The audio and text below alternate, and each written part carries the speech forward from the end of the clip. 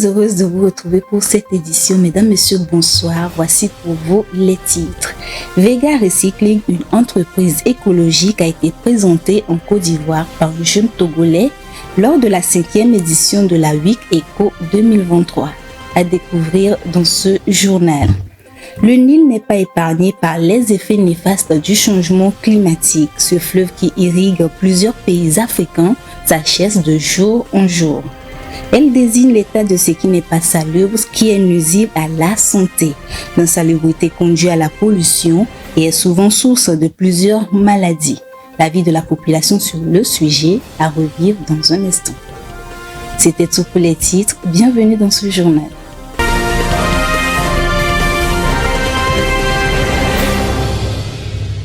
La 5e édition de la Week Eco s'est tenue du 22 au 24 juin à Yamoussoukro en Côte d'Ivoire. Une initiative de l'ONG Ecolorip placée sous le thème Innovation, transition énergétique et résilience climatique. C'est une rencontre sur la biodiversité et les aires protégées. Les précisions dans ce commentaire.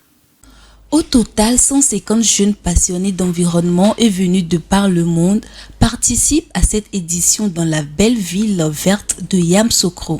Parmi ces jeunes figure le jeune Togolais Etienne Pamissam, communicateur et passionné des questions énergétiques. Il a été sélectionné parmi les milliers de candidatures de par le monde qui ont postulé afin d'avoir la possibilité de prendre part à cette grande messe sur l'environnement. Etienne Pamissam a parlé de Vega Recycling, une entreprise du jeune Togolais Justin Bekouné, spécialisée dans le recyclage des déchets afin de leur donner vie, la limitation à la pollution de l'environnement, la réduction des déchets qui détruisent l'environnement et accélèrent le réchauffement climatique. Il faut noter également que Vega Recycling a mis sur pied une application formidable dénommée Zéro Déchet qui facilite le tri sélectif des déchets pour leur transformation. Cette application innovante est la première en Afrique de l'Ouest connectée aux poubelles intelligentes pour permettre un bon recyclage. Une forte délégation togolaise a également accompagné le jeune environnementaliste à ce rendez-vous de l'environnement qui sera axé sur la biodiversité et les aires protégées. Restons en Côte d'Ivoire. À Abidjan, la population souffre d'un problème d'accès à l'eau potable. Ce phénomène est le résultat des effets néfastes du réchauffement climatique et de la sécheresse dont souffrent de nombreuses villes africaines. Irène Papadina pour plus de précisions. Dans une banlieue d'Abidjan en Côte d'Ivoire, de nombreuses communautés n'ont pas accès à de l'eau potable. Selon les responsables locaux, une partie des problèmes est liée à l'alimentation électrique de leurs pompes jugées insuffisantes. Les populations sont obligées d'aller chercher de l'eau dans les ruisseaux pour répondre aux besoins de leur foyer. Ici, il y a problème d'eau. Ils n'ont qu'à faire, ils vont régler l'affaire d'eau là. On est ici, ça fait 1 an maintenant, on n'a pas compteur. Chaque jour, on charge l'eau. On est fatigué de ça. C'est pas facile. Nos enfants, d'autres même souvent, ils ont des infections même au niveau même du ventre. Même j'ai une soeur même enceinte même qui est à la maison là. Tout dernièrement, actuellement elle est enceinte. Elle a eu une infection chronique. Le transport et la vente d'eau est à 100 francs par bidon de 20 litres. Une situation qui devient de plus en plus insupportable, surtout avec les effets néfastes du changement climatique qui se font ressentir. Selon une étude, plus de 130 villes seront exposées à des pénuries d'eau d'ici 2050. La forte sécheresse qui sévit en Côte d'Ivoire entraîne l'évaporation des eaux souterraines, des lacs et une baisse conséquente de la pluviométrie dans cette région. Pour faire face à ce problème de manque d'eau, l'Office national de l'eau potable a déployé 9 citernes de ravitaillement, mais elles sont loin de couvrir tous les besoins de la population. En France, la pollution de l'eau par les nitrates dans le Jura risque bien de s'aggraver avec le réchauffement climatique. Le Service géologique national a réalisé une étude rétrospective des données de concentration en nitrate dans la région, indicateur de l'état écologique des cours d'eau qui est relevé depuis les années 1970. Les précisions dans ce commentaire. Si les taux de nitrate restent trop élevés dans les cours d'eau sur certains territoires, la tendance est globalement à la baisse en France. Cette pollution a reculé de 12% durant la dernière décennie. Toutefois, le Jura reste le territoire fortement marqué par cette pollution. Ces rivières, comme la plupart des rivières françaises, sont soumises à l'eutrophisation, c'est-à-dire un excès en nutriments qui engendre un développement algal asphyxiant le milieu aquatique. Un phénomène causé par les fertilisants utilisés en agriculture, mais aussi les rejets domestiques et industriels. Plusieurs épisodes de mortalité piscicole se sont ainsi succédés ces 10 dernières années dans les rivières comtoises. Dans ce territoire agricole extensif, les nutriments sont principalement d'origine agricole en raison des rejets de l'important cheptel bovin pour la fabrication de fromage. Les fromagiers et les stations d'épuration rejettent aussi de l'azote. Les contractions élevées en nitrate dans la région devraient donc se poursuivre si aucune diminution drastique des apports n'est envisagée. La Chine développe le plus important système d'alerte sismique au monde. L'objectif est de pouvoir alerter le plus vite possible les populations en cas de secousse. Selon une étude, toute seconde gagnée sur l'alerte sismique permet aux populations de se mettre en sécurité et sauver un pourcentage important de victimes. L'énergie solaire est utilisée pour l'irrigation des cultures en Égypte. Dans la région du Delta où le Nil se jette dans la Méditerranée, les agriculteurs ont mis en place, avec l'appui de l'ONU, un système innovant pour s'adapter aux conséquences du changement climatique que sont la sécheresse et la crise énergétique auxquelles le nord de l'Afrique est rudement confronté. Viva Samana pour le commentaire. Le Nil s'assèche à une allure inquiétante et cela préoccupe les agriculteurs. Ces derniers craignent pour les récoltes et pour l'électricité qui pourrait venir à manquer. Dans la région du Delta en Égypte où le plus long fleuve d'Afrique se jette dans la Méditerranée, les agriculteurs ont opté pour des énergies renouvelables, notamment le solaire pour pallier au problème de la flambée du carburant et ceci afin d'éviter une crise énergétique.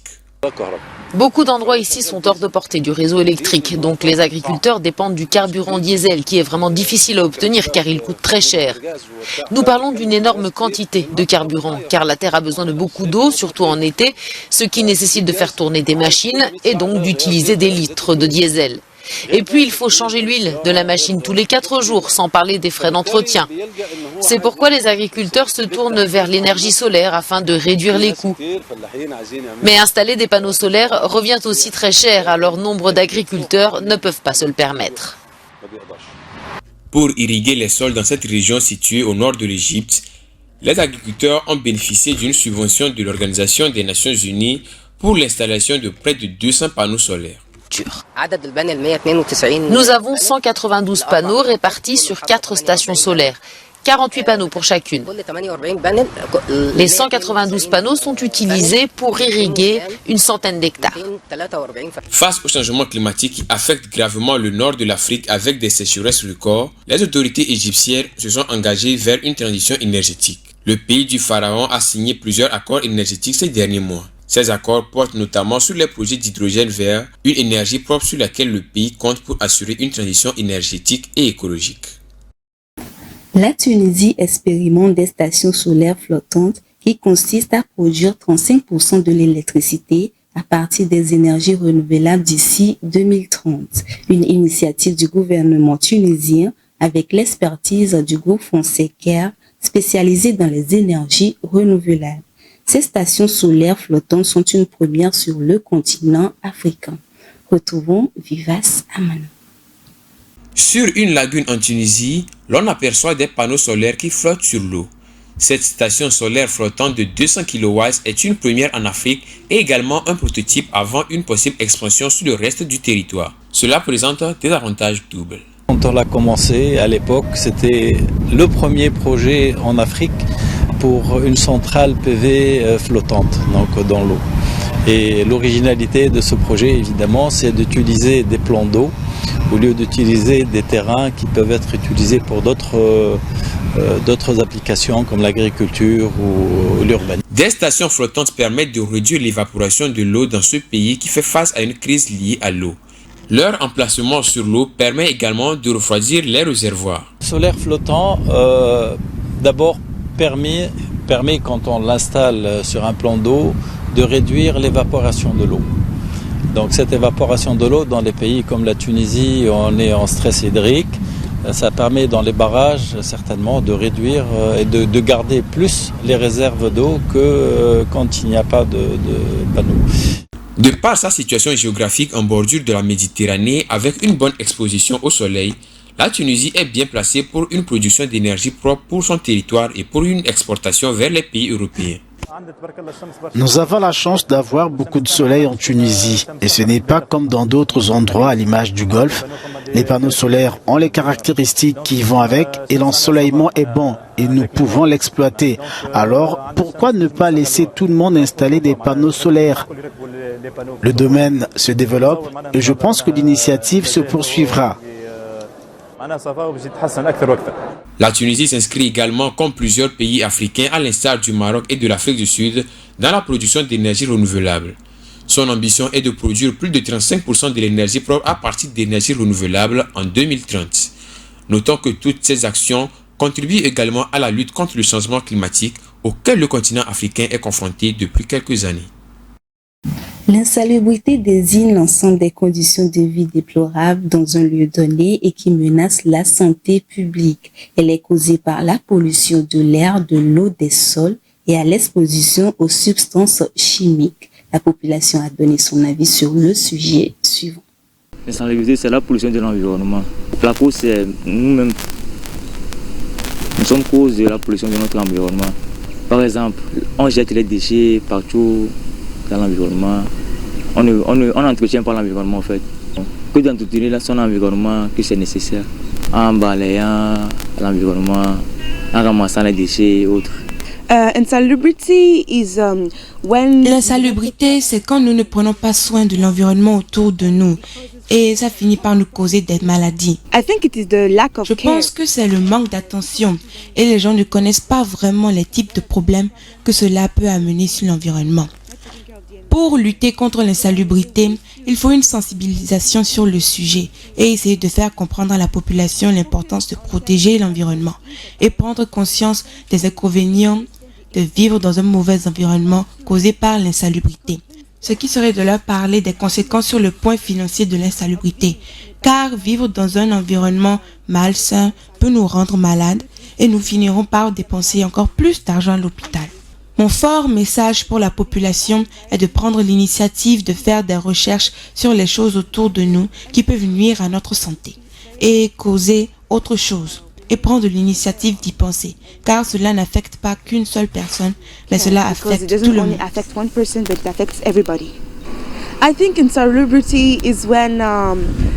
Je pense que l'insalubrité, c'est quand notre environnement est dans un état qui peut nuire à la santé. Elle est causée par le manque d'attention que les gens donnent à l'environnement et la négligence de notre responsabilité pour la nature. En conséquence, nous souffrons des problèmes de santé et des problèmes environnementaux. Je pense qu'il y a des gens qui ne pensent pas vraiment que l'insalubrité est un vrai problème. Si nous sensibilisons la population sur ce sujet, nous pourrons le combattre et informer la population sur ces dangers. Trouver des solutions est important, mais il est plus important de prendre action, car beaucoup trouvent des solutions sur le réchauffement climatique. Pourtant, il y a plus de solutions que d'actions prises contre ces problèmes. Selon moi, l'insalubrité, ce sont des saletés. C'est bon que nous-mêmes, les humains, nous essayons de faire pour polluer l'environnement. Je donne un exemple. Par exemple, le fait de jeter les ordures partout, ou bien le fait de jeter les eaux sales partout. Bon, pour lutter contre l'insalubrité dans l'environnement, si nous voyons bien partout, il y a certains lieux où on dépose des poubelles. Au cas où il n'y a pas les poubelles, on a aussi des voitures qui ramassent les poubelles. Une fois que nous stockons, nous-mêmes, nous devons essayer de stocker les déchets à notre devanture pour que ces voitures ou bien ces personnes viennent les chercher, pour qu'ils aillent jeter ça là où ils jettent eux-mêmes ça, que ça ne peut pas causer tort sur la santé des humains. Bon, ce que j'aimerais dire à la population, pour notre propre santé, pour que nous-mêmes nous soyons en bonne santé, nous devons essayer de garder notre environnement propre. En quoi faisant, je l'avais dit, en essayant de bien arranger notre environnement et même de ne pas jeter les ordures ou bien les déchets partout. L'insalubrité, c'est à peu près le fait de jeter les sachets sur les rues et des ordures, ne pas protéger les rues, c'est-à-dire jeter les sachets, des ordures, n'importe quoi dans les rues. Et éviter ces genres de comportement, de jeter les sachets, les ordures dans les rues. Même prenez garde de mettre, après avoir bu un puata, mettre le sachet dans une poubelle, mettre les ordures, ou bien en passant, si toi-même tu vois que la rue est un peu vilain à voir, tu peux te permettre de ramasser certaines choses. S'il y a une poubelle à côté, tu mets ça dedans. De placer les poubelles à côté des rues, c'est à peu près ce qu'on peut faire pour lutter contre l'insalubrité. Bon, selon moi, l'insalubrité, ce sont des ordures qu'on retrouve un peu de partout, surtout dans des bidonvilles, des ordures qui sont hors des bacs à ordures, quoi. Ce qui cause ces insalubrités, on va retrouver beaucoup de déchets plastiques. On a des déchets plastiques que nous utilisons, surtout ici en Afrique de l'Ouest, nous utilisons des déchets plastiques non biodégradables. Par contre, si nous avons des plastiques, des sachets bien sûr fabriqués en biodégradables, c'est facile, que ça se dégrade facilement et puis ça peut disparaître avec les gouttes de pluie, quoi. Pour lutter contre l'insalubrité, bien sûr, on peut placer des bacs à ordures de partout, y compris des bidonvilles, parce que moi, le constat que je fais, c'est que on s'occupe beaucoup plus des zones administratives et on oublie les bidonvilles. Par contre, si même dans des bidonvilles, on place des bacs à ordures, on va pouvoir lutter contre l'insalubrité. Le message fort pour moi, c'est que nous tous, nous devons mettre la main dans la pâte afin que nous puissions lutter contre l'insalubrité. Ça veut dire, je peux balayer devant chez moi, je vois que chez le voisin c'est sale, je peux aussi balayer chez le voisin. C'est mon message. Au Chili, une commission pour la conservation de la faune et de la flore s'est tenue vendredi dernier. Cette commission vise à alerter sur les dangers de la surpêche et le dérèglement climatique pour les écosystèmes de l'Antarctique.